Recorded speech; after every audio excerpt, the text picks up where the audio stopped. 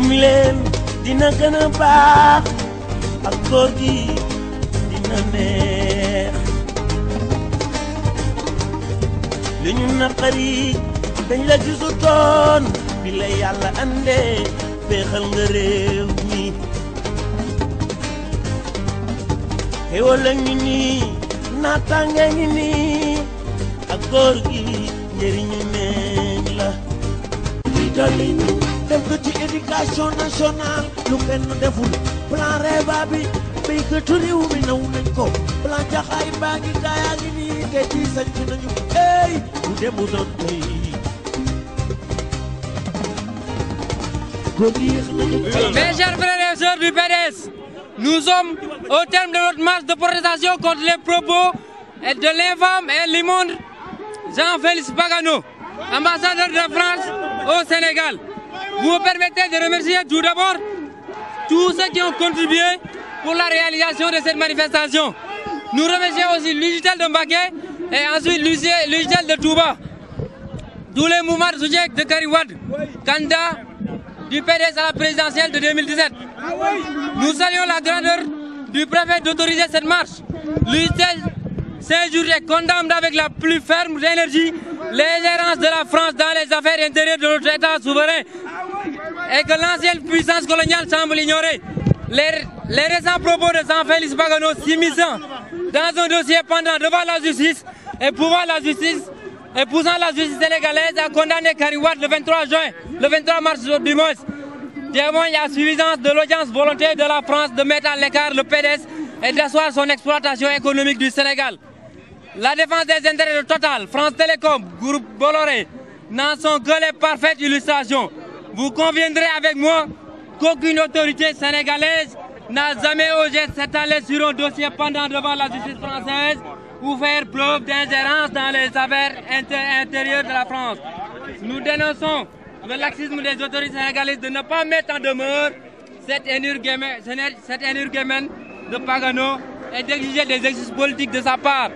Ceci devrait aboutir inexorablement à la déclaration de M. Pagano, persona non grata, du belé, monsieur l'ambassadeur. Le mutisme de nos autorités face à l'ingérence de la France risque d'ouvrir la porte à toutes sortes de dérives.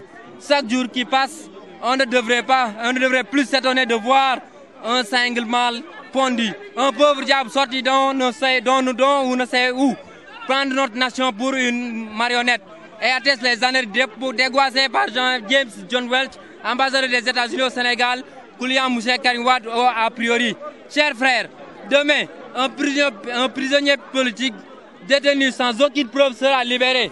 Oui, M. Karim Wade sera libre demain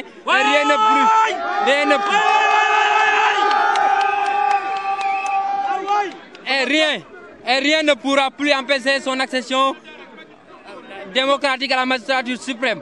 Un certain soir du février 2017. Rendez-vous donc est pris demain devant le palais de justice de Dakar pour accueillir triomphalement le futur président du Sénégal après sa libération. Nous ne saurions terminer sans saluer la partition de la fédération de PDS de Touba et de Mbacké et l'UJTL de Mbacké et de Touba aussi. Frères et sœurs, joignez-vous à moi pour scanner vive Karim Wade, vive le PDS. Je vous remercie. Bathie Sock, secrétaire général UJTL Touba. Je commence d'abord de remercier les membres de l'UJTL, tous les mouvements de soutien à Karim, bu nekk ci biir Touba wala nga nekk ci biir Mbacké. De remercier la fédération de Touba et la fédération PDS de Mbacké. Li waral tey suñu doxum ñaxtu bi mooy dañuy protester les propos et l'ingérence bu Jean-Félix Pagano di ambassadeur u France. Loolu dafay firndeel que ni tey France mooy contrôler suñu justice. Tey France moom mooy commandé Macky Sall. Macky Sall dafa mel ni il avait juré de défendre les intérêts de la France. Parce que président Abdoulaye Wade bi mu yoree réew mi seen ci digganteem ak France ñëpp xam nañ ko mook Bolloré gis nañ ni mu demee mook base marine française bi fi nekkoon gis nañ ni mu demee. mais nag tey dafa mel ni colonisation moo fi ñëw mais nag dañuy wax Pagano que mu dégage Sénégal parce que moom en tant que diplomate waroon na am obligation de réserve mais tey wane na ni France dañu cuune sur le plan diplomatique mais nag ñun Karim Wade sénégalais yi ñoo ko choisir sénégalais yi ñoo ko bëgg ñoo ko wóolu mais nit nit tey boo ko jëndalee oto wutal ko emprunté foo ko wax lay daw loolu mooy waralu CREI yi aujourd'hui est commandé par le pouvoir de Macky Sall nag dafa war a xam ni mandat am jeex na Karim dina ñëw parce que lii muy incarné tey dafa bëgg a revenir la loi du talion œil pour œil dent pour dent te boobaa ñii nga xam ne tey ñooy njabootam ñu ngi fiy def li ñu tuuxi duuna te mën nañ leen a topp ëllëg njiit dafay muñ le njiit day am yërmande njiit day am taalibe njiit day bëgg Serigne Touba kon bu ko bëgguloon du jàpp Serigne Assane Mbacké ñun nag ay taalibe lañ Serigne Touba lañ gëm ay démocrate lañ du ñu yàq ñu ngi intimider boobu ba léegi naan waa PDS dañu bëgg a taal réew mi lu fi tali Ablaye Wade moo ko def réew mi lépp loo xam ne tey muy feccukaay grand théâtre